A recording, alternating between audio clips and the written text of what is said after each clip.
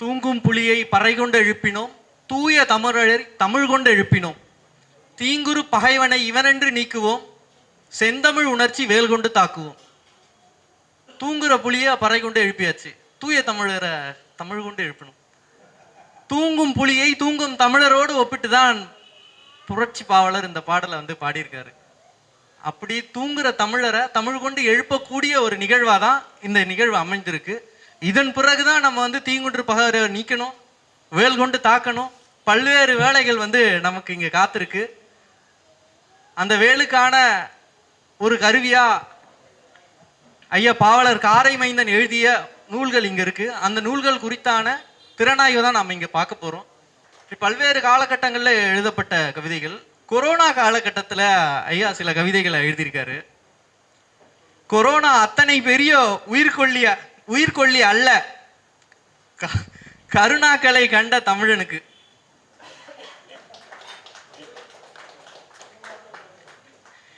எத்தனை லட்சம் உறவுகள் பலி கொடுத்தோம், எத்தனை பெரிய லட்சியம் பறி கொடுத்தோம் கருணாக்களுக்கு. இத்தனை பெரிய உயிர்கொல்லி அல்ல கொரோனா தமிழனுக்கு.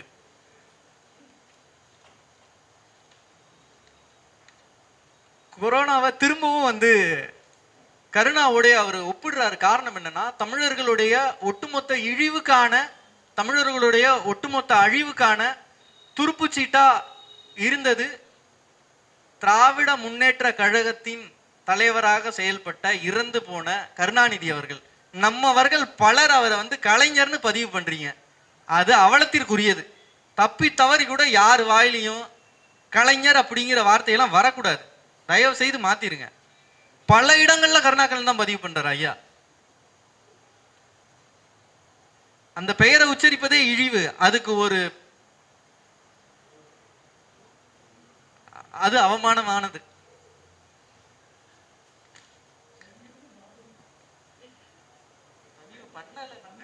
ஒரு இடத்துல கூட ஐயா பதிவு பண்ணல. பலர் நம்மவர்கள் பலர் பேசும்போது ஊடக விவாதங்கள்ல நிறைய பேர் பதிவு பண்றாங்க. அது தமிழருக்கு இழுக்கு. அதே போலதான் சில பெரியார்னு சொல்லி சுத்திக்கிட்டு இருக்காங்க. ஈவேரான அழிப்பதே அவமானம் தான். ஈரோடுங்கிற அழகான பேரை வந்து சில அவதூறுகளுக்கு வந்து நம்ம கொடுத்துடக்கூடாது. பலர் அங்கு இருக்காங்க, தமிழுக்காக, நிலத்திற்காக, இனத்திற்காக உயிரிட்டவர்கள். வெறும் பெயர் போதுமானது. நம்மவர்களுக்கு எல்லாம் வந்து வெறும் பெயர், அவர்களுக்கு எல்லாம் புரட்சி தலைவி, தலைவன், இதய தெய்வம், அந்த தெய்வம், இந்த தெய்வம்னு ஏகப்பட்ட இடைச்சொல்கள். அதனால குறிப்பா தமிழர்கள் வந்து அதை தவிர்க்கணும். இந்த களத்தின் மேல் இருந்த காதல் தான் இந்த புத்தகம். அதனுடைய வடிவமைப்பு தான் கவிதையா வந்து அவர் வடிச்சு வச்சிருக்காரு. 85 குறுங்கவிதைகளின் தொகுப்பு தான் இந்த நூல். அதில் உள்ள சில கவிதைகள் வந்து அன்றாட நம் வாழ்வில் சந்திக்கக்கூடிய சிறு சிறு இன்பங்கள், துன்பங்கள், போராட்ட களங்கள் எல்லாவற்றையும் முழுமையாக குறுங்கவிதைகளாக தொகுத்து வந்து ஐயா கொடுத்திருக்காரு. எனக்கு பிடித்த சில கவிதைகளை மட்டும் நான் வந்து வரிசைப்படுத்தி வச்சிருக்கேன். ஒரு கவிதையா நான் வந்து உங்களுக்கு சொல்லணும்னு விரும்புறேன். களமும் காதலும். கடவுள் இருக்கிறார்கள். தமிழர்கள் வந்து கடவுள் இருக்கிறார்களா இல்லையா அப்படிங்கிற பெரிய விவாதத்துக்குள்ள பல காலமா மூழ்கி இருக்கிறார்கள். தமிழர்கள் நடுகள் மரபினர். ஆம், அதையத்தான் ஐயா காரைமைந்தனும் பதிவு செய்கிறார்.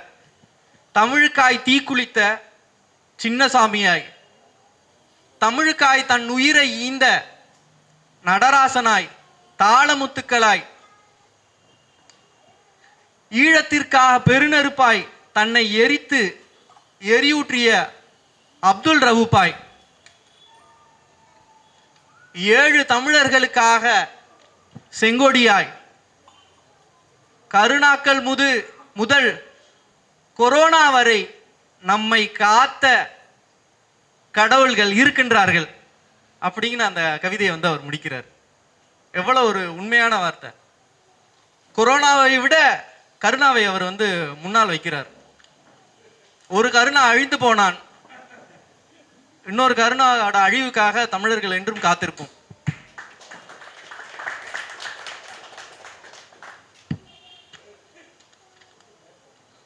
திலீபனின் இறுதி நாட்கள். அகிம்சை பொய் என்று அகிலம் அறிய செய்த நாட்கள் அவை.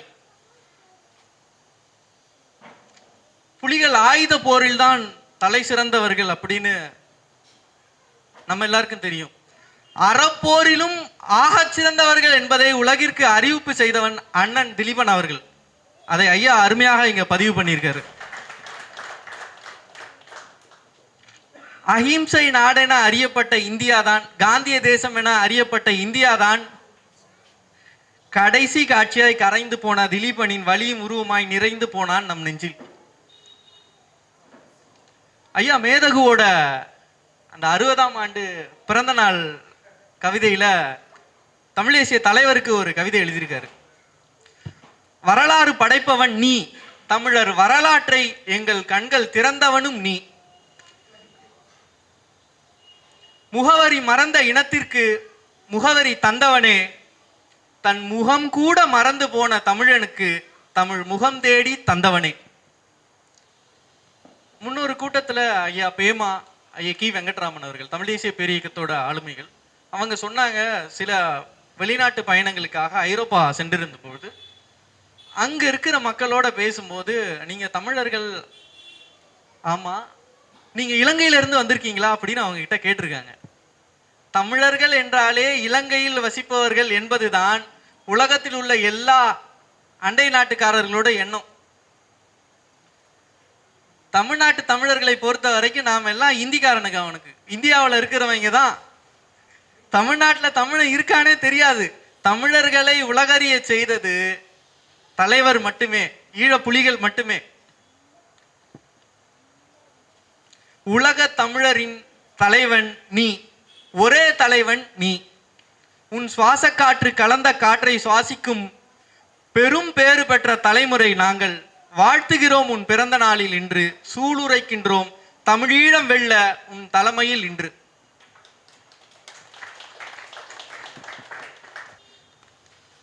ஐயா களமும் காதலும் அப்படிங்கிற அந்த தலைப்புல காதல்களையும் நிறைய கொட்டியிருக்காரு.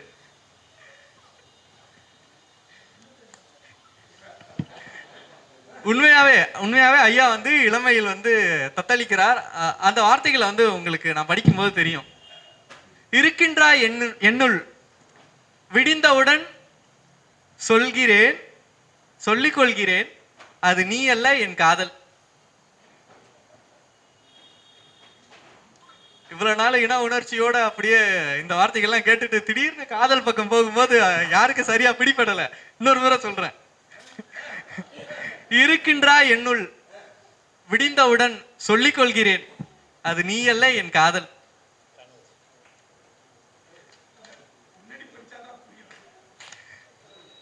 மரித்து போன உறவில் மலர்ந்தே இருக்கிறது காதல். காதலர்கள் பிரிந்தாலும் காதல் மட்டும் பிரியாமல் வாழ்கிறது. காலமெல்லாம் காதல் உன்னதம், வாழ்க காதல்.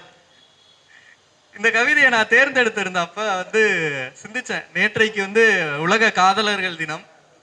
இன்றைக்கு ஐயாவுடைய வாட்ஸ்அப் ஸ்டேட்டஸ்ல பார்த்தேன், இதே வரிகளை வச்சிருந்தாரு.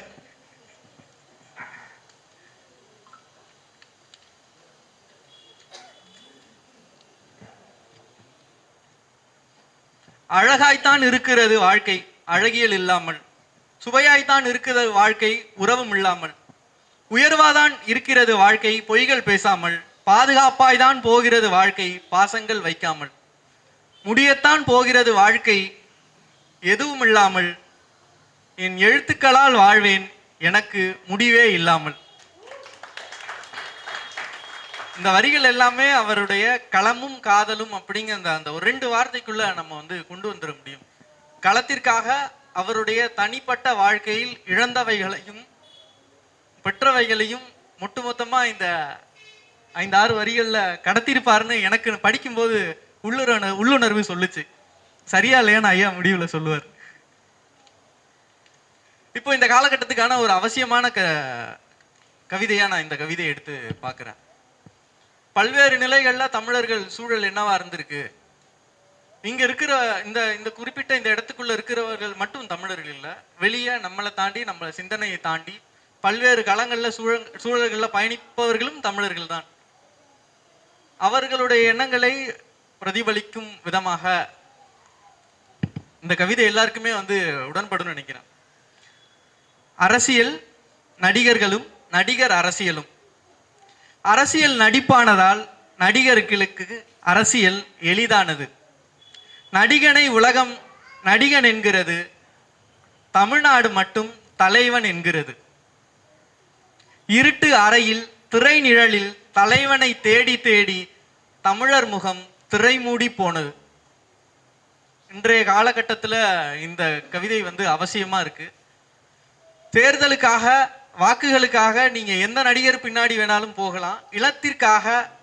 நிலத்திற்காக தமிழர்களை தேடி, தமிழ் இன உணவாளர்களை தேடி, தமிழுக்காக களத்தில் நிற்கவர்களை தேடி வந்துள்ள இந்த கூட்டத்திற்கு என்னுடைய நன்றி. கடைசியாக கவிதை. இந்த கவிதை படிக்கும்போது உண்மையாவே என்னுடைய கண்கள் கலங்கிட்டு. பல்வேறு கவிதைகளை நாம் படிச்சிருப்போம். ஒரு தமிழ் தேசியருடைய வாழ்க்கை எவ்வாறாக முடிய வேண்டும் அப்படிங்கிற ஒரு உயிலா கூட நாம இதை எடுத்துக்கலாம். எனக்கு தோன்றிய அதே எண்ணம் உங்களுக்கும் தோன்றும்னு நினைக்கிறேன். கவிதையை படிக்கிறேன். இப்படித்தான் நான் தூங்க வேண்டும், அம்மாவின் கல்லறையில் அடங்கத்தான் ஆசை, என்றாலும் மதத்தின் அடையாளம் ஏற்க மாட்டேன், கிறித்துவ கல்லறையில் உறங்க மாட்டேன். பாரதியாருக்கு பிறகு தன் சுய சமுதாயத்தை பதிவு ஒருவர் இங்க எழுதுறாருன்னா நான் ஐயாவை தான் பார்க்கிறேன். இன்னும் பல கவிதைகளை அவர் நேரடியாக தான் சார்ந்துள்ள கிறிஸ்தவ மதத்தை எதிர்த்து பேசியுள்ளார். அதில் உள்ள முரண்களை, அடிமை தமிழனாய் எத்தனை நாள் நான் மண்ணில், என் பிணத்திற்கு கூட இன உணர்வுண்டு, உங்களுக்கு புரிய வேண்டும், தமிழின சுதந்திர காற்று என் கல்லறையில் ஒரு நாள் பட வேண்டும், அதுவரை எனது இறுதி உறக்கம் கூட அரை தூக்கம்தான், நீங்கள் அதை உணர வேண்டும்.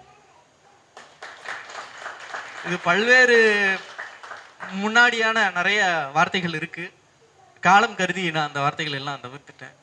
ஒரு தமிழ் தேசியர் தனக்கான கனவை இந்நிலத்தில் இருக்கும் போதே தன்னுடைய இறப்பிற்கு பின்பான ஒரு காலகட்டம் எப்படியாப்பட்ட காலகட்டம் வேண்டும் அப்படின்னு சொல்றாருன்னா, யாரை நம்பி? இந்த நூலை படிக்கக்கூடிய, இந்த கருத்தை கேட்கக்கூடியவர்களை நம்பிதான். நாம் இந்த கருத்தை சுமந்து விடுதலை காற்றை அவர் கல்லறையில் வீச வைப்போம் என்கிற ஆழ்ந்த உணர்வு. ஒருவேளை இந்த புத்தகத்தின் வாயிலாக நான் இந்த கருத்தை எல்லோருக்கும் கடத்தி இருப்பேன் ஆயின், சுதந்திர காற்றை நிச்சயம் என் கல்லறையிலேனும் நான் அடைவேன் அப்படிங்கிற ஒரு ஆழ்ந்த நம்பிக்கையில ஐயா காரை மைந்தன் இதை பதிவு பண்ணியிருக்காரு. அதற்கு உறுதியளிப்பேன் என நான் இங்க சொல்ற கடமைப்பட்டிருக்கேன். நம்மவர்கள் எல்லோரும் தமிழ் தேசிய விடுதலைக்காக பாடுபட்டு அதே லட்சியத்திற்காக கடைசி வரை இருக்க வேண்டும் என இந்நூலின் வாயிலாகவும் இந்நிகழ்வின் வாயிலாகவும் கேட்டுக்கொள்கிறேன். நன்றி, வணக்கம். இங்கே தலைப்பு கூட இதுவா பகுத்தறிவு ஐயா திறனாய்வு செய்ய இருக்கிறாங்க. அந்த பகுத்தறிவு கண்ணோட்டத்தோட தான் சிலுவையை சுமக்காமல் நான் சுமக்கிறேன்லாம் எழுதுறார். சிலுவையை நான் சுமக்கவில்லை, ஆனால் சுமந்து கொண்டிருக்கிறேன்லாம் எழுதுறாரு. அதே போல மாவீரன் முத்துக்குமரனுக்கு எழுதியிருக்கிறார், அன்றன் பாலசிங்கத்தை பற்றி எழுதியிருக்கிறார், தமிழ்ச்செல்வனை பற்றி எழுதியிருக்கிறார். இப்படியாக இங்கே தம்பி சொன்னார், நம்ம அன்பு திலீபனை பற்றியும் எழுதியிருக்கிறார் அந்த கவிதை தொகுப்புல. இப்படி இளைஞர்களுக்கு தேவையான கருத்தை முன்வைக்கின்ற ஆற்றலை பெற்றிருக்கிறார் நம்முடைய காரை மைந்தன். அந்த காரை மைந்தனுக்காக வாங்க வேண்டாம், அங்கே அந்த சொல் கொடுக்கக்கூடிய தாக்கத்திற்காக நீங்கள் வாங்கித்தான் ஆக வேண்டும். எந்த சொல் நிற்கிறதோ அந்த சொல்தான் பாடலாக அமையும். நிற்காத சொல் பாடலாக அமையாது, அது நிற்கிறது. வாழ்வில் வாழ்ந்து கொண்டிருக்கிற சொல்லை எடுத்து எழுதுகிறார். தமிழர்கள் ஏமாந்த இடத்தை எல்லாம், தனக்கு ஏற்பட்ட வழிகளை ரொம்ப நம்ம படித்தோம்னா நமக்கு அந்த வழி தோன்றும். அந்த காலகட்டத்தில் ஈழப் போராட்டத்தில் நடைபெற்ற அந்த நிகழ்வை கண்ணுற்றவர்கள், கேட்டவர்கள், அதற்காக போராட்ட களத்திலே நின்றவர்கள் இங்கே நிறைய பேர் இருக்கலாம். இளைஞர்கள் இருக்கிறார்களா என்று தெரியவில்லை, இளைஞர்கள் அந்த போராட்ட காலத்தில் இருந்தார்களா என்று தெரியவில்லை. ஆனால் ஐயா போன்றவர்கள் அந்த போராட்ட களத்திலே நின்றவர்கள். அதாவது உயிர் கொடுக்க முடியல, அவ்வளவுதான். உயிரோட இருந்தோம், அதையும் எழுதியிருக்கார். அக்கறை இக்கரை என்ற தலைப்பில் எழுதியிருக்கிறார். அக்கறையில் அம்மனமாய் அழ உரிமை இல்லாமல் இருக்கிறார்கள், இக்கரையில் அம்மனமாய் அழ மட்டுமே உரிமை கொண்டவர்களாக இருக்கிறார்கள். இதுதான் இன்றைக்கு அதான் நிலைமை. இன்றைக்கும் அங்க இருக்கிற மக்கள் 80,000 விதவைகள் இருக்கிறாங்க. யாரால் விதவையாக்கப்பட்டவர்கள்? கைமென்னாக்கப்பட்டவர்கள். அந்த சிங்கள இராணுவத்தால் 1.5 லட்சம் மக்களை கொன்றார்கள். கண்ணு தெரியாமல், காது கேட்காமல், கை முடங்கி போய் கிடந்த 40,000 பேரை கூட காப்பாற்றாமல் கொன்றார்கள். அந்த 40,000 பேரை காப்பாற்றுவதற்கு தான் தமிழ்நாட்டினுடைய அரசியல் தலைவர்களை அவர்கள் தொடர்பு கொண்டார்கள். ஒரு அரசியல் கட்சிக்காரனும் அன்றைக்கு எடுக்கவில்லை கைபேசியை, அமைதியாக தூங்கி கொண்டிருந்தார்கள். இன்றைக்கு வாய்கிழிய பேசுகிறார்கள். அந்த வழியை எல்லாம் அவர் எழுதியிருக்கிறார். அதை நீங்கள் முழுமையாக படிக்க வேண்டும் என்று நானும் விரும்புகிறேன். முதல் கவிதை தவிப்பும் தவிர்ப்பும். அதிலே சொல்லுகிறார், பசுமை வெளியில் பச்சை கிளியின் அழகில் கவிதை சிறகடிப்பதை விட அதன் விடுதலை அழகை அடிமை தமிழனுக்கு சொல்லி வருகிறது என் கவிதைகள். இது ஒன்று போதும். அவருடைய கவிதை எதை சொல்லுது? விடுதலை. விடுதலை என்பது எல்லா மனிதனுக்கும் தேவை. அந்த மனிதன் சார்ந்த நிலத்திற்கு தேவை, அந்த இனம் சார்ந்த அந்த நிலத்திற்கு தேவை. அந்த இனம் எங்க இருந்து வருது? மொழியில இருந்து பிறக்குது. சாதியை வைத்தெல்லாம் இனம் கிடையாது. சாதி ஒரு குருட்டாம் போக்கானது. சாதிக்கு இனத்துக்கு சம்பந்தமே கிடையாது. மொழிதான் நம்மை இனமாக்குகிறது. இனம்தான் அந்த நாட்டை, தேசத்தை கட்டமைக்க உதவுகிறது. நம்முடைய இனம் இல்லை என்றால் இந்த தமிழ்நாடு வெறும் தமிழ்நாடாக இருக்குமே தவிர அது இந்திய நாடாக, இந்திய இனமாக மாறி போகும். ஒரு காலமும் அது தமிழ்நாடாக இருக்க முடியாது. நம்முடைய இனத்தை கட்டுமானம் செய்தால்தான், நம்முடைய மொழியின் அடிப்படையில் இனத்தை கட்டுமானம் செய்தால்தான் தமிழ்நாட்டை பாதுகாக்க முடியும். இல்லை என்றால் வந்தேரிகள் தான் வந்து இங்கே குவிவார்கள். அவர்களுடைய ஆட்சி தான் இங்கே நடந்து கொண்டிருக்கும். அதை எதிர்த்து தான் நாம போராடிட்டு இருப்போம். ஆனா ஒரு நாளைக்கு நம்ம கை கிடைக்காது. அப்ப இன கட்டுமானத்தை உருவாக்குவதுதான் இந்த கவிதையின் நோக்கம். அதைத்தான் சொல்லுகிறார், அடிமை தமிழனுக்கு சொல்லி வருகிறது என் கவிதைகள். தமிழன் அடிமையாக இருக்கிறான். கோயில் அடிமை, வேற என்ன? கோட்டைக்கு அடிமை, பதவிக்கு அடிமை. கோட்டைக்கு அடிமைங்கிறதா பதவிக்கு அடிமை, பணத்திற்கு அடிமை, மொழிக்கு அடிமைங்க. இந்த மொழியை விட்டா வாழ முடியாது நினைச்சுக்கிட்டு இருக்கான். ஆங்கிலத்தை விட்டால் வாழ முடியாது. அப்ப தூக்குமாட்டு சாவு. ஓ நாட்டுக்கு தேவை தமிழ் தானடா. தமிழை படி, தமிழில் ஆய்வு வரலி போ. தமிழ்நாட்டை உயர்த்துவதற்கு என்ன முடியுமா செய். நீ ஏன் அமெரிக்காவை போற?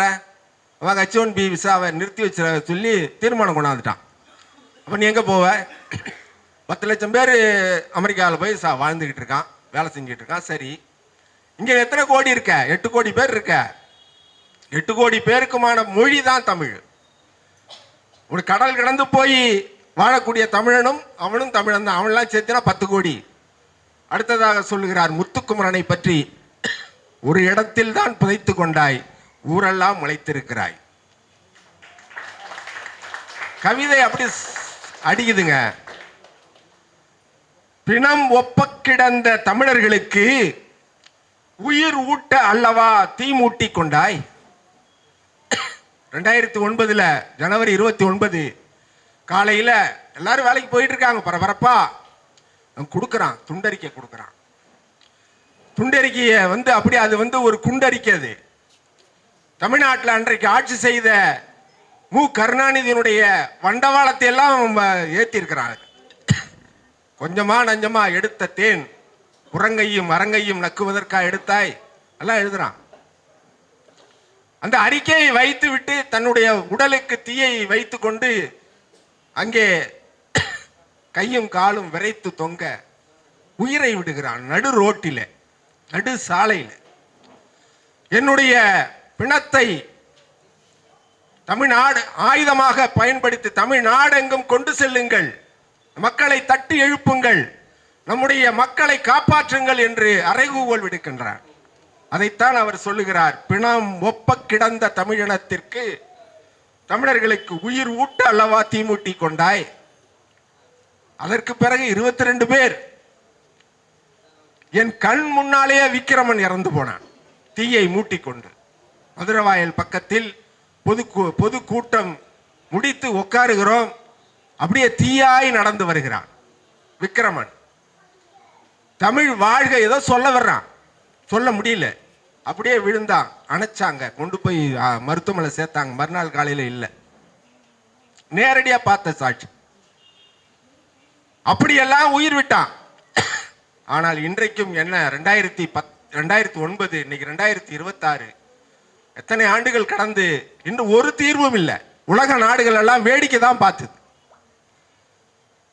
ஜெனீவாவில் போய் முருகேசன் செத்தான் எழுதி, அவனும் ஒரு நல்ல கடிதம் எழுதி வச்சுட்டு செத்தான். ஒன்னும் நடக்கல. இந்த உலகத்துல ஒன்னும் நடக்காதது ஒரே ஒரு இனம், நம்ம இனம் தான்யா. 400க்கு மேற்பட்டவர்கள் 1965 மொழிப்போர்ல செத்து போனான், குண்டடிப்பட்டான், தன்னுடைய தேக்கமர உடலுக்கு தீ வைத்து கொண்டான், துப்பாக்கி சூட்ல நெஞ்ச நிமிர்த்தி காமிச்சான். 4 வயசு குழந்தை உள்பட ஒரே இடத்துல 100 பேருக்கு மேல பிணமாக தள்ளி கொளுத்துனா, புதைச்சான் பொள்ளாச்சியில. அந்த இனத்துக்கு என்ன இருக்கு இந்த நாட்டில், இந்த உலகத்துல? ஆனால் 5 பேர் செத்தான் வங்காளத்துல. அவன் கொண்டுட்டு போய் ஐநாவில் கொடுத்தான். அவன் உலக தாய்மொழி நாளா கொண்டாடுறான்னு உலகத்துக்கு அறிவிச்சிட்டான். 400க்கு மேற்பட்டவங்க இறந்து போய் ஒன்றும் நடக்கல. 22 பேருக்கு மேல இறந்து போய், இனத்துக்கா இறந்து போய் ஒன்றும் நடக்கல. இதெல்லாம் எழுதுகிறார். அவருடைய அப்பாவை பற்றி ஒரு நினைவு எழுதியிருக்கிறார். அந்த அப்பா எங்க இறந்தாருன்னா பிரான்ஸ்ல. ஏன்னா அவங்கள பிரெஞ்சு தாய்மொழியா அந்த மொழியா பண்றாங்க. அந்த புதுச்சேரிங்கிறதுனால பிரெஞ்சு அவங்களுக்கு ஒரு மொழி. அதன் வழியா அவங்க பிரான்ஸுக்கு போக முடியும், வர முடியும். அங்க போன இடத்துல அவங்க அப்பா இறந்து போயிடுறாங்க. அங்க அந்த நல்லா இருந்தவங்க எல்லாம் என்ன பண்றாங்க, இங்க வந்துதான் அடக்கமாகறாங்க. புதுச்சேரியிலயோ காரைக்கால்லையோ, காரைக்கால் புதுச்சேரியினுடைய மாவட்டம் தான், மாநிலம் தான். அப்படி அடக்கம் செய்ய முடியாத சூழ்நிலையில அன்னைக்கு இருந்தாங்க. அந்த ஓய்வூதிய அந்த புத்தகத்தை கூட தன்னுடைய கையிருப்பில் வைத்துக்கொண்டு ஓய்வூதியம் பெற முடியாத சூழ்நிலையில அவங்க குடும்பம் இருந்ததை அவர் சொல்றார். அதையும் சேட்டுக்கடையில் அடமானம் வைத்து விட்டு, அந்த ஓய்வூதிய புத்தகத்தை சேட்டுக்கடையில் அடமானம் வைத்து விட்டு, அந்த ஓய்வூதியம் வாங்க செல்வதற்கு சேட்டுக்கடைக்கு போய் இந்த அத்தை போய் அவங்க அடமானமா உட்கார்ந்திருந்து அந்த புத்தகத்தை கொடுத்து அனுப்பி, அதுக்கு பிறகு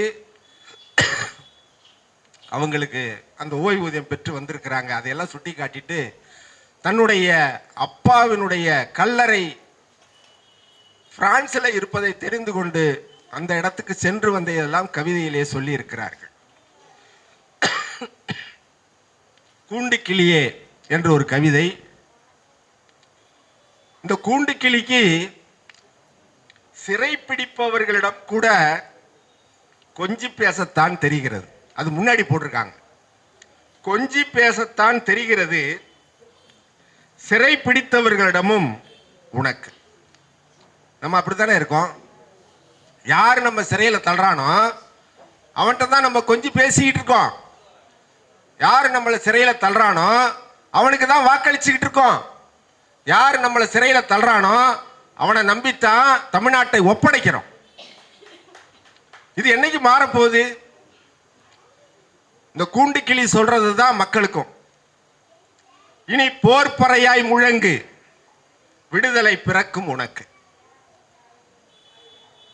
அதுக்கு பக்கத்திலே ஒரு கவிதை இருக்கு, சொல்லடி கிளியே. இந்த சொல்லடி கிளியேங்கிற கவிதை அவருக்கு எங்கிருந்து கிடைத்திருக்கோம் அப்படின்னு சொல்ல நான் எண்ணி பார்க்கிறேன். தித்திக்கும் பழம் தின்ன கொடுப்பார், மதுரை பருப்பு வழங்குவார் உனக்கு, ஆனாலும் கிளியே, உன் சின்ன அக்கா வானவீதியில் வந்து திரிந்து தென்னங்கீற்று பொன்னூசலாடி அது காற்றில் வரக்கூடிய அந்த கிளியை சொல்லுகிறார். சொல்லிட்டு வானவீதியில் வந்து திரிந்து தென்னங்கீற்று பொன்னூசலாடி வானும் மண்ணும் தன் வசத்தில் கொண்டாள். அக்கா அக்கா என்று நீ அழைத்தாய். அக்கா வந்து கொடுக்க சுக்கா மிளகா சுதந்திரம் கிளியே என்று பாவேந்தர் பாடியிருப்பார். நீ சுதந்திரத்தை கொண்டாடுகிற ஒரு கிளி வானத்தில் பறந்து கொண்டிருக்கிறது. அது வானையும் மண்ணையும் தன் வசம் கொண்டிருக்கிறது. இன்னைக்கு நம்முடைய வானும் மண்ணும் நம் வசம் இருக்கா? ஏர்டெல் வசம் இருக்கு, பிஎஸ்என்எல் வசம் இருக்கு. இன்னைக்கு வானம் நம்ம வசம் இல்ல. கடல் நம் வசம் இருக்கா? கடல் சிங்களவன் வசம் இருக்கு, இந்திய கப்பற்படைக்கு வசமாக இருக்கு. நம் வசம் இருக்கா? நம் வசம் இல்லை. நம் வசம் இல்லாத இந்த பகுதியில் வாழுகின்ற நமக்கும் ஒரு சுதந்திர காற்றை சுவாசிக்கக்கூடிய ஆற்றல் நமக்கு இல்லை. அதைத்தான் அவர் சொல்லுகிறார். அக்கா அக்கா என்று நீ அழைத்தாய். அக்கா வந்து கொடுக்க சுக்கா மிளகா சுதந்திரம் கிளியே. அந்த கிளி சொன்னதைத்தான் ஐயா சொல்றாங்க. விடுதலை மண்ணில் சாவதும் மேல். வேற ஒரு சொல் போட்டிருந்தாங்க, நான் கொஞ்சம் மாத்தி எழுதியிருக்கேன். எனக்காக அதை பொறுத்தல வேண்டும். விடுதலை மண்ணில் சாவது மேல், அந்த கூண்டில் வாழ்வது சாவினும் கீழ். இந்த மேல்ங்கிறது நான் போட்ட ஒரு எனக்கு படிக்கிறதுக்கு நல்லா இருக்கட்டுமேங்கிறதுக்காக போட்டது. ஐயா வேற ஒன்று எழுதியிருக்கிறீங்க.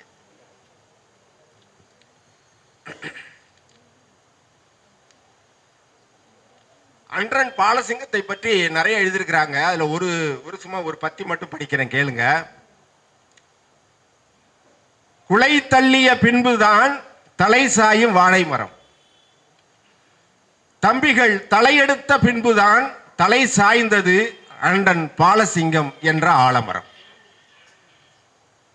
அது வாழை மரம், இது ஆலமரம், மிகப்பெரிய ஆலமரம். அது அன்றன் பாலசிங்கத்தினுடைய இறப்பை நாம் சாதாரண எளிமையாக எண்ணிவிட முடியாது. அவ்வளவு உழைத்திருக்கிறார். திலீபனை போல் உழைத்திருக்கிறார். தமிழரசன் அதற்கு பிறகு வந்து உடைக்க வந்தார். துரோகத்தால் கொல்லப்பட்டார். இவர் உடல் நலிவுற்று தன்னுடைய இறுதி காலத்தை நிறைவேற்றிக் கொண்டார். அதை ஆலமரமாக தலை சாய்ந்தது அன்றன் சிங்கம் எனும் ஆலமரம் என்று சொல்லுகிறார். இன்னும் ரெண்டு தாங்கய்யா, நிறைவு செய்ய.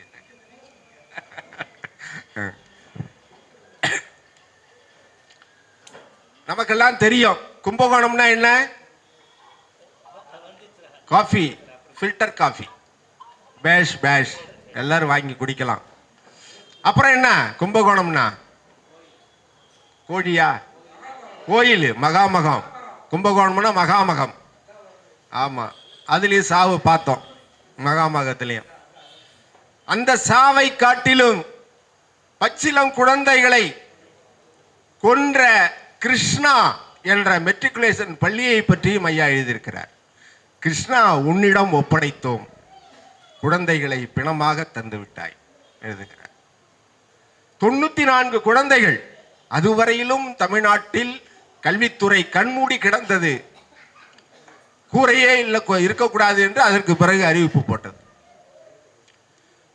கூரையே இல்லை, வேண்டாம், இருக்கக்கூடாது, இருந்தா உங்களுக்கு எந்த லைசன்ஸும் கிடையாதுன்னு அறிவிப்பு போட்டுச்சு. யாருக்கான அறிவிப்பு? பெரும் பணக்காரர்கள் அது எதை வச்சு வேணாலும் கட்டிட்டு போய் சம்பாதிச்சுட்டு போயிட்டே இருக்கலாம். நம்மை போன்றவர்களும் மிகப்பெரிய துரோகமாகி போச்சு. அது நாமெல்லாம் கூரை கட்டடத்துல தான் இருந்தோம்.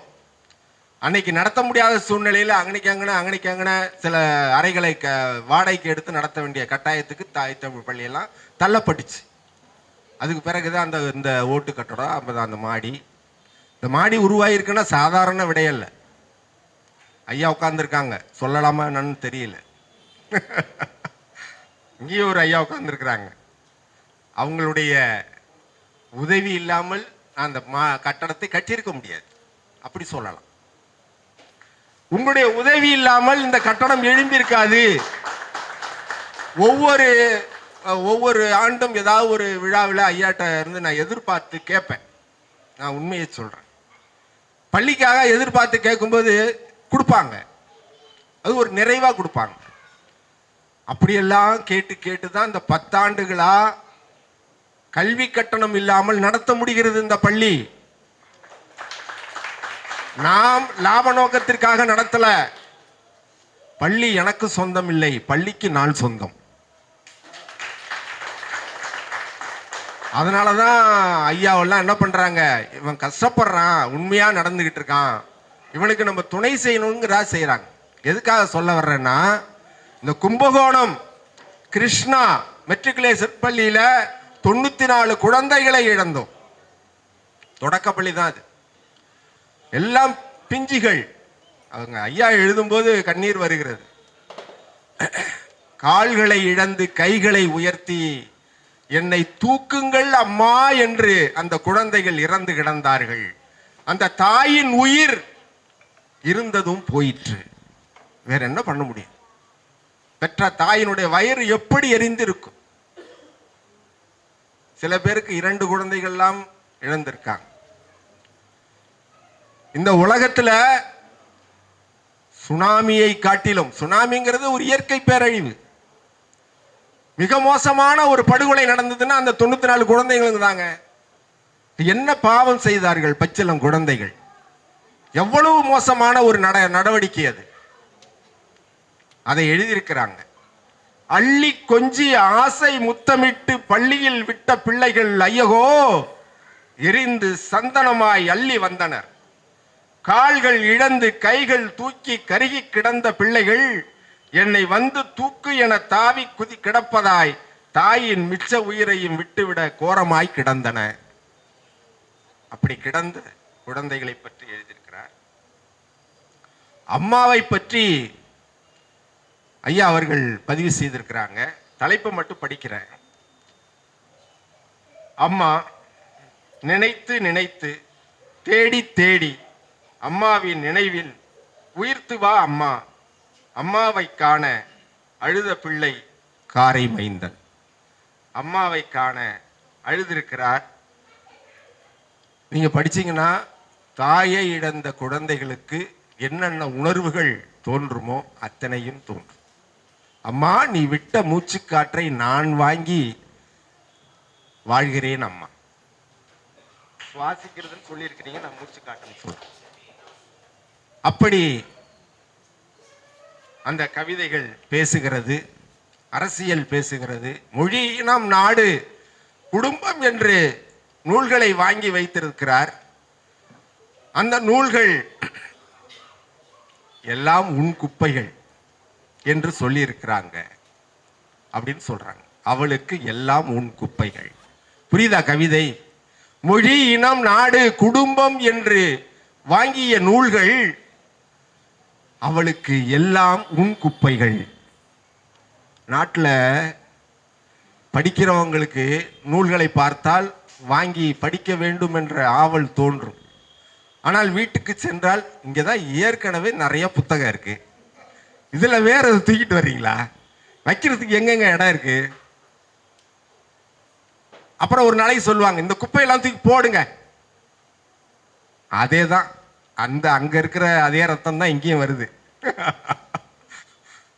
அதை சொல்லி இருக்கிறாங்க. இடையிடையே காதல்லாம் விளையாடுது. அப்புறம் அது என்னது மனம் மறுப்பெல்லாம் இருக்கு, அதெல்லாம் நான் கொண்டுட்டு வரல.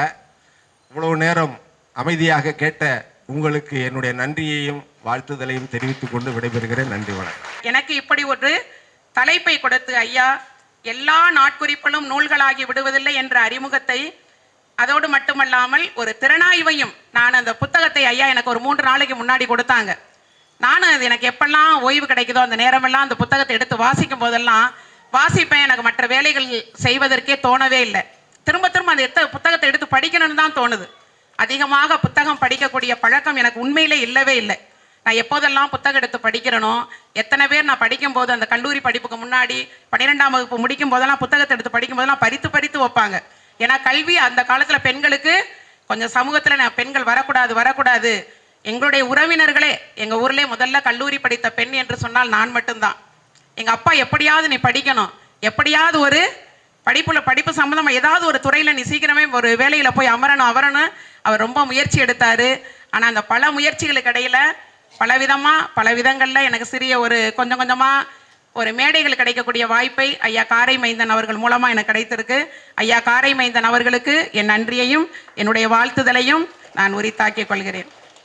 இங்க ஒவ்வொருத்தரையும் பார்க்கிறேன், ஒவ்வொருத்தரும் பேசுறத ரொம்ப உன்னிப்பா, யாருமே எழுந்திருச்சு போகல. ஒண்ணு ஐயா பாரிசாலன் அவர்கள் இருப்பதாலா என்னன்னு எனக்கு தெரியல. அவங்க வந்த உடனே பார்த்தா ஒரு கூட்டம் வந்துட்டாங்க. என் மகன் சொன்னான், நீ பாருமா அவங்களுக்காகவே ஒரு கூட்டம் வரும்னு சொன்னான். கண்டிப்பா அந்த கூட்டம் இன்னும் அதிகரிக்கணும். நம்ம தமிழ்நாடே அப்படி பெருகி போய் நிற்கணும். நம்ம தமிழ்நாட்டுல தமிழ் வளரணும். தமிழ் மக்கள் இன்னும் கொஞ்ச நாள்ல என்ன நிலைமை ஆகுமோ தெரியாது. பல மொழிகளுடைய கலப்புனால தமிழ் மக்கள் இன்னும் அடிமையான நிலையில இருந்து கொண்டு இருக்காங்க. நீங்க நேரடியா பார்த்தீங்கன்னா சரி, வெளியில சொல்ல முடியாத சூழ்நிலை ஒன்று. ஐயா ஒரு தலைப்புல எல்லா நாள் குறிப்புகளும் நூல்களாகி விடுவதில்லை என்பதுல பலூன்காரன் வராத தெரு என்ற ஒரு தலைப்பை வேற ஒரு ஆசிரியர் எழுதின ஒரு தலைப்புல இருந்து கவிதை ஐயா தேர்ந்தெடுத்திருக்காரு. இந்த பலூன்காரன் வராத தெரு என்பதற்கு பலூன் என்பதற்கு ஏன் தமிழ் சொல்ல ஐயா பயன்படுத்தலைன்னு எனக்கு ஒரு கேள்வி எழுந்தது. அப்ப அந்த ஆசிரியர் எழுதியிருக்காரு, கவிதை ஆசிரியர் எழுதியிருக்காரு பலூன்காரன் வராத தெரு. இப்ப உண்மையிலே பலூன்காரன் வராத தெரு என்று சொன்னால் அது நம்ம மாதிரி இந்த நகரங்கள்ல பெரும் நகரங்கள்ல இருக்காது. இருக்காதுன்னு நம்ம நினைக்கிறோம், அங்கேதான் இருக்குது. ஏன்னா நிறைய இடங்கள்ல பாத்தீங்கன்னு சொன்னா எல்லா இடங்களுக்கும் எல்லா மக்களும் போய் சேர முடியல. எல்லா பொருள்களையும் எல்லா இடங்கள்லையும் மக்கள் விற்பனை செய்ய முடியல. ஒருத்தருக்குள்ள ஒருத்தர் போட்டி, பொறாமை, வஞ்சகம், சூது இதுதான் நிறைஞ்சிருக்கு. அப்போ ஒரு சில பகுதிகளில் ஒரு சில மக்கள் போக முடியாததுக்கு என்ன காரணம்? அப்ப இதெல்லாம் அடக்குமுறை, ஆட்சி முறை, மக்கள் ரொம்ப ஏக்கம், தவிப்பு, இருப்பதற்கான ஒரு இடம் அவர்கள் இல்லை. பார்க்கக்கூடிய இடத்தை பார்த்தால் இந்த இடத்திற்கு போக கூடாது என்று தோன்றுகிறது ஒரு சிலருக்கு. இந்த இடத்திற்கு போனா விற்பனை ஆகாதுன்னு அவங்களுக்கு தெரியுது. அதனாலதான் அந்த கவிதை ஆசிரியர் அவ்வளவு ஒரு கடிந்து அந்த பாட்டை எழுதியிருக்காரு, பலூன்காரன் வராத தெருணும். அப்ப அதுக்கு ஒரு வேற ஒரு பேர் என்ன நம்ம வைக்கலான்னு நானா யோசிக்கும் போது ஒன்னா நினைச்சேன், என்ன பலூன்ற வார்த்தை தமிழ் சொல்லே கிடையாது. அப்ப என்ன செய்யலாம்? அதுக்கு ஒண்ணு காற்று பை, இல்லைன்னா வாயு பை, இல்லைன்னா வழி பைன்னு ஒன்னும் ஒரு பை என்னன்னு சொல்ல ஒரு பேர் அதற்கு வைத்திருக்கலாம். அப்படி ஒரு பலவிதமான இடங்கள்ல தமிழ் சொல்லை கையாளாத இடங்கள் நிறைய இடங்கள்ல இருக்குது. இப்ப நம்ம தமிழ்ல நிறைய படிக்கும் போதெல்லாம் பாத்தீங்கன்னு சொன்னா நிறைய இடங்கள்ல வடமொழி கலப்பு அதிகமாகவே இருந்துகிட்டு இருக்கு. அந்த வடமொழி கலப்பு கண்டிப்பா குறையணும். குறைந்துச்சுன்னா தமிழாகவே இருந்துச்சுன்னா கண்டிப்பா எல்லாரும் விரும்பி படிப்பாங்க. நம்ம எதையுமே எந்த இடத்துலையும் பேச போனோம்னா ஒரு சுருங்க சொல்லி விளங்க வைக்கக்கூடிய பண்பு இருந்தாதான் இங்க உட்கார்ந்துருக்க அத்தனை பேருமே கேட்பாங்க. அதிகமா பேசி ரொம்ப நேரம் அவங்களுக்கு எரிச்சலை ஊட்டக்கூடிய நிகழ்வாக இருக்கக்கூடாது என்பதற்காக நான் பல பக்கங்கள் ஐயாவுடைய புத்தகத்தை 2 நாளா புரட்டி கொஞ்சமா அதை ஆய்வு செய்தேன். அவர் ஐயா திறனாய்வு செய்ததை விட நான் அதிகமா திறனாய்வு செய்ததை கொஞ்சம் எழுதி கொண்டு வந்தேன். எல்லாத்தையுமே சொல்லிவிட முடியுமா என்று சொன்னால் முடியாது என்றுதான் தெரிகிறேன், நேர குறைவு காரணமாக. இப்ப நாட்குறிப்பு என்பது என்ன என்று நான் முதல்ல உங்களுக்கு சொன்னேன். ஒவ்வொரு நாளும் நாம் நடக்கக்கூடிய நிகழ்வுகளை என்ன செய்யறோம்? நம்ம நாட்குறிப்பாக எடுத்து வைத்துக் கொண்டிருக்கிறோம். இதெல்லாம் எது தெரியுமா? மனிதனுடைய நினைவு விதைகள். அந்த விதைகள் மறுபடியும் என்ன செய்யக்கூடாது? அழிந்து போகக்கூடாது. அந்த விதை மறுபடியும் என்ன செய்யணும்? அடுத்தடுத்து மக்களுக்கு என்ன செய்யணும்? போய் சேரணும். ஒருவேளை அந்த குறிப்புகளை எழுதுனவர்கள் இல்லாமல் போனாலும் அந்த நாட்குறிப்பை எடுத்து வைத்து பார்த்தாவது இதையெல்லாம் இவர்கள் எழுதியிருக்கிறார்களே என்று நினைத்து கொள்ள வேண்டும். காலம் மாறும், ஆனா ஆட்சி மாறும். ஆனா எழுதப்பட்ட உண்மைகள் ஒரு நாளும் மாறுவதே இல்லை. ஒரு சிறிய குறிப்பு தான் நாட்குறிப்பு. ஆனா பல நூற்றாண்டுகள் கடந்தும் மனிதன் மத்தியில் என்ன செய்து பேசப்பட்டு கொண்டே வரக்கூடிய ஒரு உயிர்ப்பான ஒரு நாட்குறிப்பு தான் அந்த நாட்குறிப்பு புத்தகம். ஒரு நூலை ஒரு மனிதன் என்ன செய்யறானா சுவாசிக்கிறான். சுவாசிக்கிறதோட மட்டும் இல்ல, மனங்கள்ல என்ன செய்யறான்? அவன் புகுத்தி வைக்கிறான். அதனால என்ன செய்வதில்லை, நூல் எப்பவுமே அழிவது கிடையாது. அந்த நூல்ல என்னெல்லாம் சொல்லப்பட்டிருக்கு நாட்குறிப்புல சொன்னா, கருணை இருக்குது, உண்மை இருக்குது, அன்பு இருக்கு, நியாயம் இருக்கு. பிறருக்கு தீங்கு செய்யக்கூடாது வாழக்கூடிய வாழ்வையும் அந்த நூல் நமக்கு கற்பித்து காமிக்குது. தன்னை தானே பல இடங்கள்ல ஆசிரியர் காரை மைந்தன் ஐயா அவர்கள் கேள்வி கேட்டுக்கொண்டே இருக்கிறார். அவருக்குள்ளே கேட்கக்கூடிய கேள்வி மக்கள் மத்தியில போய் சேருவதற்கு ஒரு சில இடங்களில் வெளிப்படையாக ஒரு சில செய்திகளை சொல்ல முடியாமலும் தடுமாறி கொண்டிருக்கிறார். காரணம், ஏதாவது ஒன்று சொல்லிவிட்டால் சிறைப்பிடிப்பு, உடனே உடனே சிறைப்பிடிப்பு. இந்த நிகழ்வு தான் தற்போது நிகழ்ந்து கொண்டே இருக்கிறது. உண்மையை சொல்வதற்கு, வெளியில போய் எதையும் சொல்வதற்கு மக்கள் தயங்கி இருக்கிறதுக்கு ஒரு காரணமா இருக்கு. உண்மையை இந்த உலகம் ஏற்றுக்கொள்வதே கிடையாது. இனிமே வரக்கூடிய இளைஞர்கள் தான் இந்த மாதிரி நிகழ்வுகள்ல நீங்க தலையிட்டு கண்டிப்பா இதுக்கு உண்மைக்கு என்ன செய்யணும், கண்டிப்பா நீங்க எல்லாம் போராடணும். அப்படி போராட்ட களத்தில் இறங்கும் போது உங்களுடைய எப்படி நம்மளுக்கு ஜல்லிக்கட்டுக்கு வந்து கூட்டம் குடிச்சு அது மாதிரி உங்களுக்கு இளைஞர்கள் கண்டிப்பா கூடுவாங்க. கண்டிப்பா நம்முடைய ஒவ்வொரு நிகழ்வுகளும் கண்டிப்பா நம்மளுக்கு நிறைவேறும். அழிந்து உடம்புக்கு நடுவே அழியாமல் இருப்பது ஐயா எழுதியிருக்கக்கூடிய நூல்ல இருக்கக்கூடிய அறிவு கவிதைகள். அன்பு கலந்த இறை உணர்வோடு எழுதியிருக்காரு. இறை உணர்வுனா இறைவனை வேண்டி வேண்டி பெற்றது கிடையாது. இறைவனை வேண்டி வேண்டி பெறாத போதெல்லாம் ஒரு முயற்சியின் மூலம் எல்லாமே என்ன செய்திருக்கு, கிடைத்திருக்குது. ஆனா தனி ஒரு போராட்ட களத்திலே நிற்கிறார். தனி மனிதனாகவே நின்று பல ஆண்டுகள் இந்த ஈழத்துக்காக சரி, பல நிகழ்வுகளுக்கும் சரி போராடி போராடி போராடி தனி மனிதனாகவே நின்று கொண்டிருக்கிறார். அவர் கூட நின்று தொடர்ச்சியா போராடக்கூடியவர்கள் ஒருவர் கூட இல்லை. அவர் பல நேரங்களில் அவர் பேசும்போதெல்லாம் பார்த்தீங்கன்னா தொடக்கத்திலாம் அவருடைய குரல் ரொம்ப நல்லா இருக்கும் கேட்கறதுக்கு. இப்ப தொடர்ச்சியா அவர் பேசி பேசி சத்தம் போட்டு கத்தி உறக்க சொல்லி சொல்லி மக்களுக்கு எப்படியாவது போய் சேரணும் சேரணும் சொல்லிக்கிட்டே இருக்காரு. ஆனா மக்கள் மத்தியில போய் சேருதோ இல்லையோ, குறைந்த அளவுக்கு தான் போயிருக்குது. இன்னும் முழுக்க போகணும்னா அதுக்காக தான் அவருடைய குரல் இந்த மாதிரி ஆனதற்கு முதல் காரணமே. என் பள்ளியில ரொம்ப அருமையா வந்து ஐயா பேசினாங்க. நிறைய உதவிகள் மக்களுக்கு செய்யறாங்க. படிக்க முடியாத, பணம் கட்டி படிக்க முடியாத குழந்தைகளுக்கு பண உதவி செய்யறாங்க. இதெல்லாம் யாருடைய உழைப்பும் கிடையாது, அவருடைய உழைப்பு மட்டும்தான். ஐயாவுடைய தனி உழைப்பின் மூலம் தான் இதெல்லாம் செய்கிறாரு. நான் ஒன்னொன்னா ஆய்வு பண்ணி போகும்போது ஐயா செய்யக்கூடிய உதவிகள் தான் என் கண்ணுக்கு முன்னாடி ஒன்றொன்றா வந்து கொண்டிருக்கு. அவர் எழுதியிருக்காரு ஒவ்வொரு புத்தகத்தையும் படிச்சுட்டு அந்த கவிதைகள் உண்மையிலே ஐயா அன்பு கிட்டு சொன்னதை போல, தம்பி சொல்லுவதை போலயே எனக்கும் உடம்பெல்லாம் ஒரு உணர்ச்சி பெருக்கெடுத்து ஒரு கண்ணீர் வரக்கூடிய நிலைதான் இருந்தது. அவர் எழுதியிருக்கக்கூடிய ஒவ்வொரு கவிதைகளும் நிறைய எழுதணும், நிறைய சொல்லணும்னு தான் எனக்கு ஆசை. இருந்தாலும் ஒரு சிலதை மட்டும்தான் அவங்கள்ட்ட சொல்லணும்னு விரும்புகிறேன். அவர் சொல்றாரு, புகழ் தேடி இல்லை பாதுகாப்பு தேடி பறந்தவை, உலகம் அழிவை நோக்கி போகும் வேளையில் அந்த நாட்குறிப்பு வைத்திருந்தால் போதும், ஒரு மனிதனின் உயிரை என்ன செய்யலாம், கண்டிப்பா காத்து விடலான்னு சொல்றாரு. அதே போல பாத்தீங்கன்னா மன உணர்வுகள், வழிகள், அன்றாட நிகழ்வுகள் இதெல்லாம் மக்கள் மத்தியில் என்ன செய்யணும், போய் சேர வேண்டும் என்று சொல்றாரு. எத்தனையோ நூல்கள் நாம் பார்த்து விட்டு செல்கிறோம், அதாவது கடந்து செல்கிறோம். ஆனா சில நூல்கள் மட்டும்தான் நம்ம மத்தியில நம்ம கூடவே என்ன செய்யுது, கொஞ்சம் கொஞ்சமா நடந்து கொண்டு வருகிறது. அப்படி இருக்கக்கூடியதுல என்ன செய்யுதுன்னா நமக்கு வந்து ஒரு சிந்தனை மாற்றத்தை ஏற்படுத்தக்கூடியதா இருக்கு சில நூல்கள் எல்லாமே. ஆனா காரை மைந்தன் ஐயா அவர்கள் அவருடைய வாழ்விலும் செயல்படுத்தி இருக்கிறார். மக்களுக்கு ஒரு சில இளைஞர்களுக்கு செயல்படுத்துவதற்கான தூண்டுதலாகவும் அவர் என்ன செய்யறார், இருந்து கொண்டிருக்கிறார். அப்ப எல்லா நாட்குறிப்புகளும் நூல்களாகி விடுவதில்லை என்பது உண்மைதான். ஒரு சில நாட்குறிப்புகள் நமக்கு கிடைக்குது, ஒரு சில நாட்குறிப்புகள் எங்கே வைத்தோம், எங்கே எழுதி இருக்குது, எங்கே இருக்குன்னே தேடிக்கொண்டு இருக்கக்கூடிய நிலையும் இருக்கிறது. இந்த நூலின் தலைப்பு நமக்கு பல செய்திகள் என்ன செய்யுது, சொல்லிக்கொண்டே போயிருக்கிறது. அது மட்டும் இல்ல, செயல்படுத்தவும் காட்டுகிறது. திருவள்ளுவரை கையாண்டிருக்கார் ஐயா முதல்ல. குணம் நாடி குற்றமும் நாடி அவற்றுள் மிகை நாடி மிக்க கொழல் என்ற திருக்குறளை ஐயா கையாண்டிருக்காங்க. ஏன்னு கேட்டீங்கன்னா எழுதியிருக்க எத்தனையோ பேர் புத்தகங்களை அவர் ஆய்வு செய்திருக்காரு. ஆய்வு செய்ததுல சில குற்றமும் இருக்கு, சில பேரை போற்றியும் இருக்காரு, சில பேர் நல்லா வாழ்த்தி சொல்லியிருக்காரு. அந்த குற்றங்களை இதெல்லாம் நீங்க தவிர்த்திருக்க வேண்டும் என்று கடிந்தும் சொல்லியிருக்காரு. ஒரு சில நூல்களை எல்லாம் படித்து பார்க்கும்போது அவருடைய ஆய்வு பார்த்தீங்கன்னா ஆய்வுக்குரிய தலைப்பு ஒரு 12 தலைப்பு. எல்லா நாட்குறிப்புகளும் நூல்களாகி விடுவதில்லை வந்து 12 தலைப்புல எழுதியிருக்காரு, 1 2 அல்ல. ஒவ்வொன்றும் ஒவ்வொரு ஆசிரியர் எழுதியதை அவர் கையாண்டு இருக்காரு. அப்படி கையாளும் போது பாத்தீங்கன்னா முதல்ல சொல்றாரு, ஊரோடு ஒத்து வாழ மக்கள் முதல்ல பழகி கொள்ள வேண்டும் சொல்றாரு. எல்லா மனிதனுமே தனி மனிதனாவே இருந்து வாழ்றான். ஒரு சில விஷயங்கள்ல ஒத்து போகாதனாலதான் இந்த மாதிரி இருக்குது. அப்போ ஒத்து போகக்கூடிய நிலைமையை அவர் என்ன செய்யறாரு சொல்றாரு தன்னுடைய புத்தகத்துல.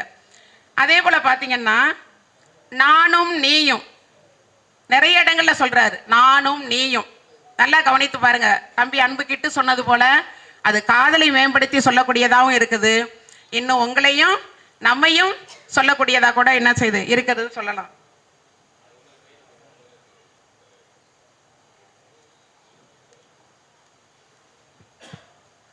அப்ப இந்த மாதிரி இருக்கும் போது மனைவி வந்து கணவனை பார்த்து சொல்றா. ஐயா எழுதியிருக்காரு, தேடுவது ஒரு பொருளை எங்கேயாவது வச்சுட்டு தேடுறது எல்லாருடைய வாடிக்கை தான். கண்ணு முன்னாடியே வச்சு நம்ம தேடிக்கிட்டே இருப்போம் ரொம்ப நேரமா. ஆனா அவங்க மனைவி ஐயா தேடிக்கொண்டே இருக்கிறார் வச்சுக்கோங்க. அவங்க மனைவி சமையலறைன்னு இருந்து பார்த்து கொண்டே இருக்கிற ஐயா தேடுறது, அந்த உடம்பு வியர்க்கிறதெல்லாம் அவங்க ரசிக்கிறாங்களாம். ஐயா சொல்றாரு பாருங்க. இப்படிலாம் இருக்கும்போது பாத்தீங்கன்னா அப்ப சமையல் அறையில் மனைவி சொல்றா, இப்படி மாதிரி தேடி களைத்து விட்டு வந்த பிறகு மனைவி சொல்றாளாம், சமையல் அறையில நான் நிக்கிறேன், என் கண்ணை புல்லா கட்டிருங்க, எந்த பொருள் எங்கெங்கெல்லாம் இருக்கு நான் உடனே அந்த பொருளெல்லாம் நான் கை இதுல படாம கூட இதுல மஞ்சள் இருக்கு, இதுல சீரகம் இருக்கு, இதுல சோம்பு இருக்குன்னு நான் சரியா சொல்லி விடுவேன்னு தன் மனைவி கூறுவதாக ஐயா எழுதியிருக்காரு. அது அவருடைய மனைவியா வேற ஒரு ஆசிரியர் அவர் எழுதியிருக்காரு கவிதை. அந்த கவிதையை ஐயா என்னமோ தன் மனைவிக்கு சொன்னதாகவே அவ்வளவு உள்ளூர உணர்ந்து படித்திருக்கிறார்.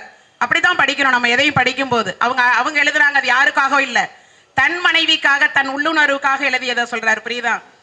அதாவது அடுத்து சொல்றாரு பாருங்க, நம்ம திரைப்பட பாடல் வரி கூட இருக்கு, உன் சமையல் அறையில் உப்பா சர்க்கரையான்னு. அதை போய் உப்பு நம்ம கணவனுக்கு உப்பு எது சர்க்கரை எதுன்னு தெரியலையாம். சர்க்கரையை தூக்கி உப்புலையும் உப்பு போட வேண்டியதுல சர்க்கரையும், சர்க்கரையை போட வேண்டிய இடத்துல உப்பையும் மாற்றி போட்டு விடுவதாக கூட என்னது நமக்கு செய்தி சொல்லப்படுகிறது.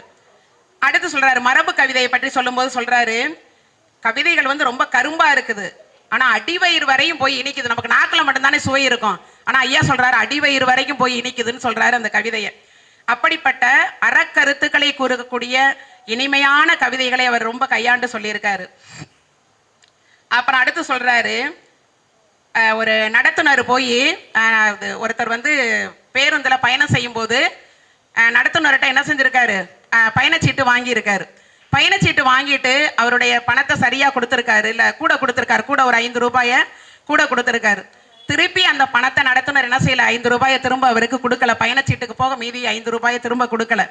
கொடுக்காம என்ன செஞ்சிருக்காரு, அவரே வைத்திருக்காரு. இவர் திரும்ப வீட்டுக்கு வந்துட்டு என்ன செஞ்சிருக்காரு, ஐயோ இந்த 5 ரூபாயை கொடுக்கலையே என்ற மனசாட்சி அவருக்கு உறுத்தி கொண்டே இருக்குது. இது மாதிரி ரயில் பயணங்களையும் பயணம் செய்தவங்க இதை ஒரு கதையா சொல்லியிருக்காங்க. அந்த 5 ரூபாய் கடன் கொடுக்க ஒரு கடையில போய் ஒரு பொருள் வாங்கினா 5 ரூபாய்க்கு கடன் வாங்குறதுக்கு கடைக்காரன் கொடுக்கவே மாட்டாங்க. நமக்கு நம்ம மேல ஒரு வேளை நம்பிக்கை இருந்தா கொடுப்பாங்க. ஒருவேளை ஒரு தடவை வாங்கி மறு தடவை வாங்கி நம்ம கொடுக்காம போயிட்டா நம்ம மேல என்ன இருக்காது, நம்பிக்கை இருக்காது. இருந்தாலும் அவர் சொல்றாரு, அந்த நம்பிக்கையின் காரணமாக இந்த 5 ரூபாய்க்கு கடைக்காரன் உனக்கு நான் என்ன செய்யறேன், கடனா பொருளை தர்றேன்னு சொல்றானா.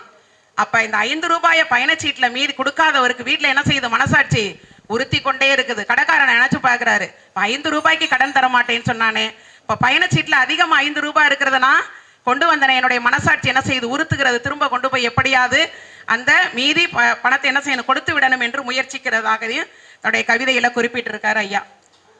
கதிர்வீச்சு நிகழாது என்று நம்பிக்கையில்தான் கல்பாக்கத்திற்கு அருகிலேயே குடும்பம் நடத்துகிறேன் நான், கடை நடத்துகிறாய் நீ. நல்லா கவனிங்க, எந்த நிகழ்வும் எந்த ஒரு அசம்பாவிதமும் நடக்காத நினைச்சா நம்ம குடும்பம் நடத்துறோம்.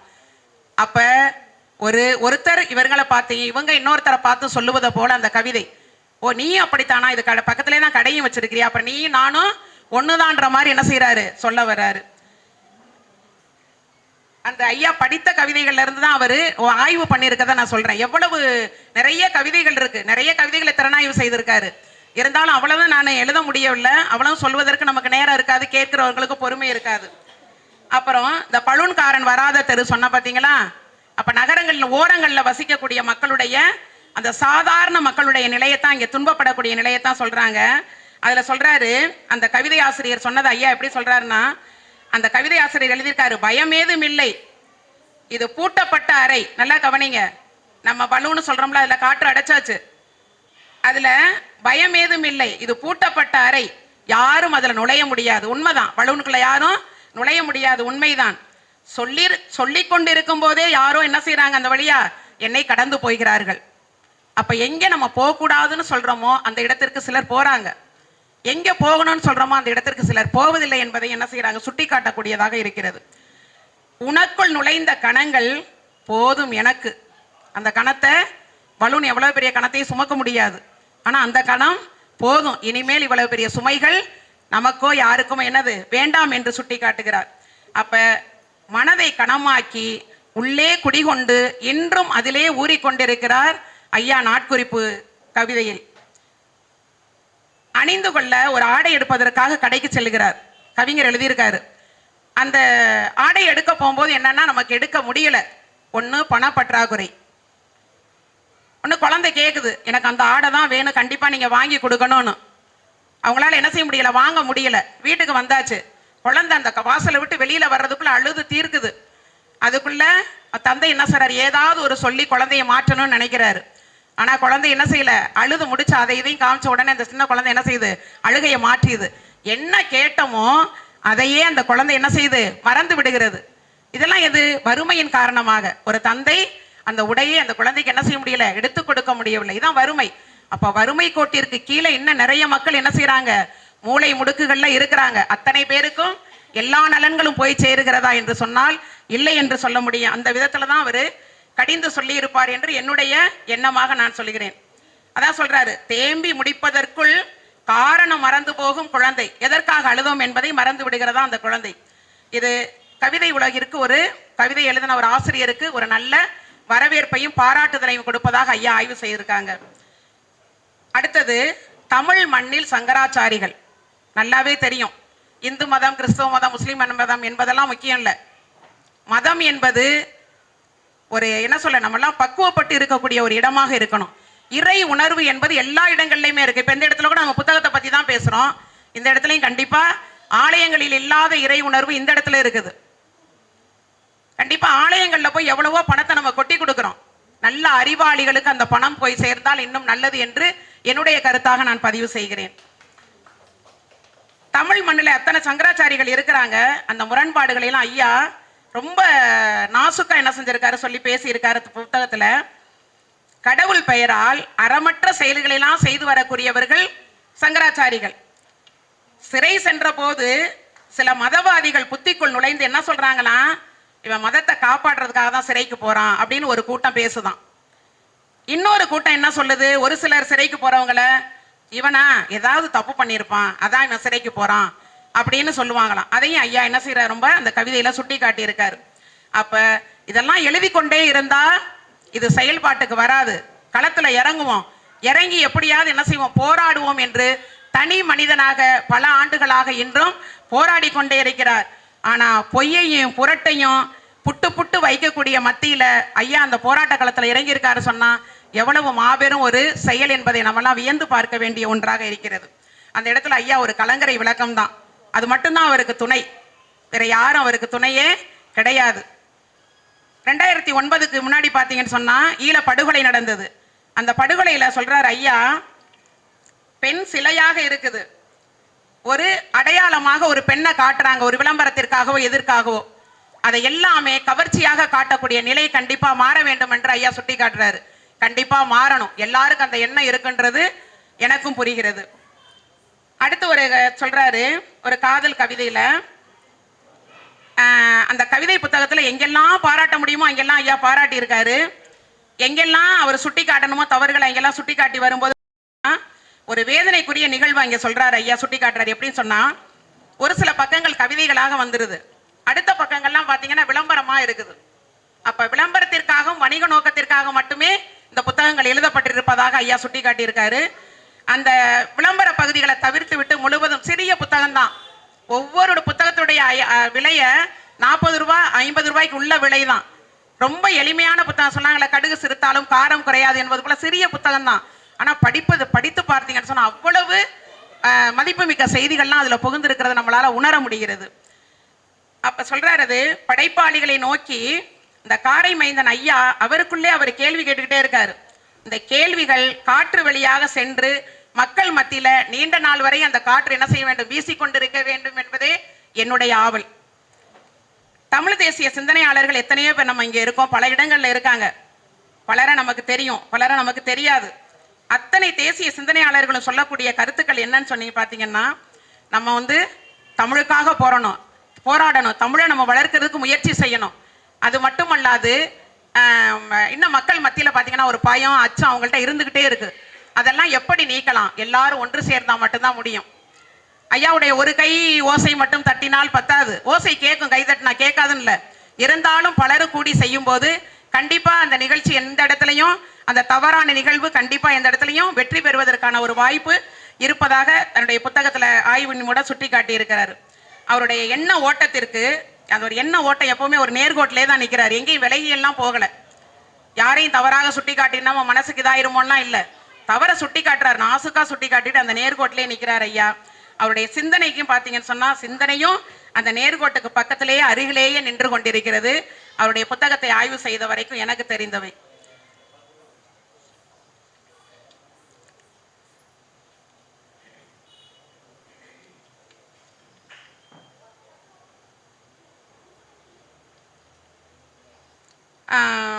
ஒவ்வொரு ஆண்டும் நடக்கக்கூடிய ஒவ்வொரு நிகழ்வுகளும் தவறான நிகழ்வுகள் இருக்கு பார்த்தீங்களா, அந்த நிகழ்வுகள்லாம் நடக்கக்கூடாது என்று தன் சிந்தனை ஓட்டத்தில் எப்பவுமே ஓட்டிக்கொண்டு இருக்கக்கூடியவர். காதலுக்காக ஒரு கவிதையை சொல்லும்போது ஆசிரியர் பூங்காற்று தனசேகரன் சொல்லக்கூடிய கவிதையில சொல்றாரு, நீ என்னிடம் எதற்கும் மன்னிப்பு கேட்காத என்றும் மேகம் இடித்து காயப்படுத்துவதில்லை பறவையை. மனைவி கணவர்கிட்ட மன்னிப்பு கேட்கிறாரு.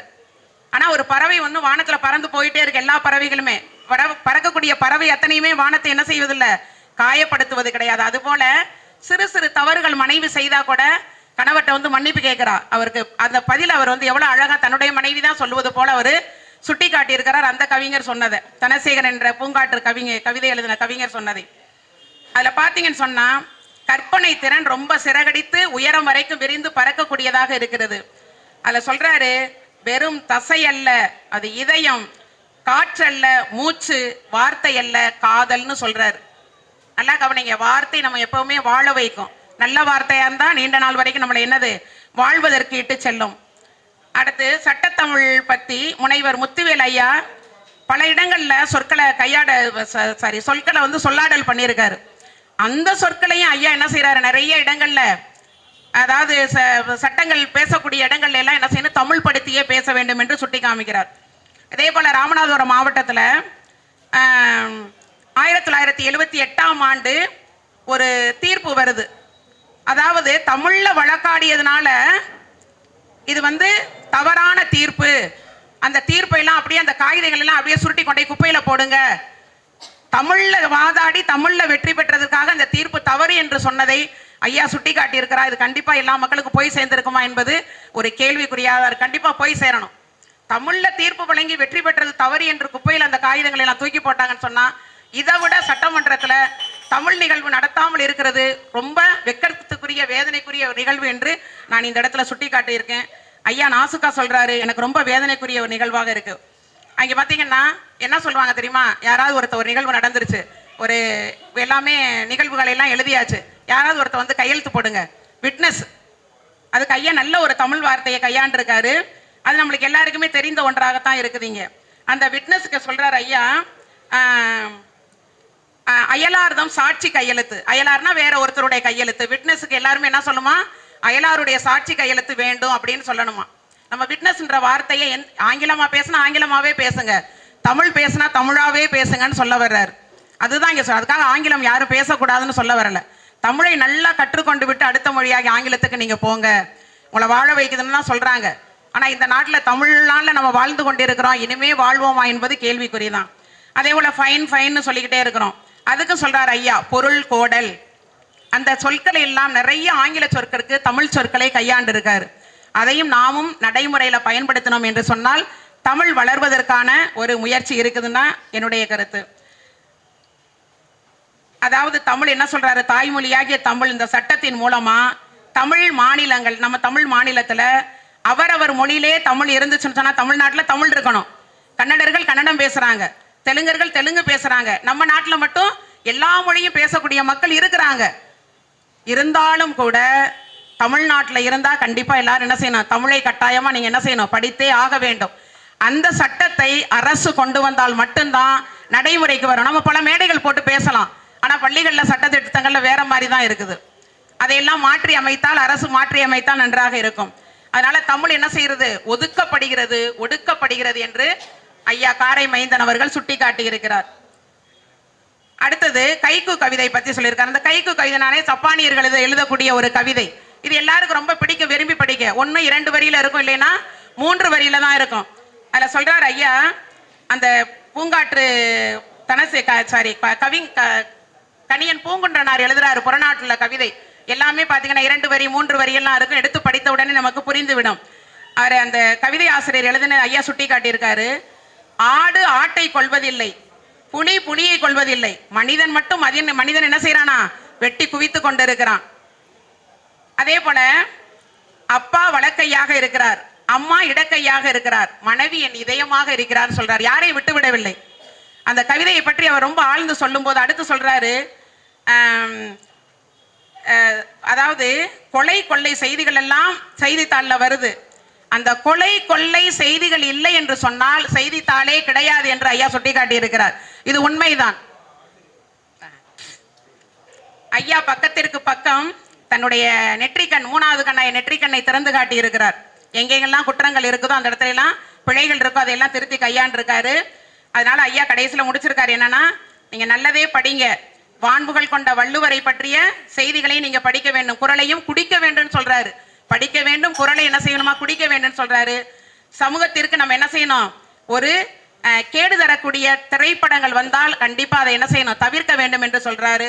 நல்ல திரைப்படங்கள் வந்தால் நம்ம ஏற்றுக்கொள்ளலாம். கேடு தரக்கூடிய திரைப்படங்களை, மக்களுக்கு சமுதாயத்தை சீரழிக்கக்கூடிய திரைப்படங்களை நம்ம என்ன செய்யணும், அதை வேண்டாம் என்று நீக்க வேண்டும் என்று சொல்றார். யாசித்தாய் யாசித்தேன், நேசித்தாய் சுவாசித்தேன், ஏனோ யோசிக்கவில்லை, முழுவதும் உன்னை வாசித்துத்தான் கண்டேன், என்னை வசந்த காலத்தில் மட்டுமே வாசிக்க பறவை, அதாவது வசிக்கும் பறவை நீ என்பதை, ஆனாலும் வாழ்க நீ என் வஞ்சி என்று ஒரு கவிதை எழுதியிருக்காரு. வஞ்சி மகளை என்னது, அவ இல்லைன்னா கூட என்னது, அந்த பெண் இல்லைன்னா கூட அந்த ஆண் என்ன செய்யறாரு, அந்த காதலித்த மனைவி இல்லைன்னா கூட நான் உயிர் வாழ்கிறேன், ஏன் உன்னை நினைத்து, நான் வேற யாரையும் என்ன செய்ய மாட்டேன், நினைக்க மாட்டேன்னு சொல்றாரு.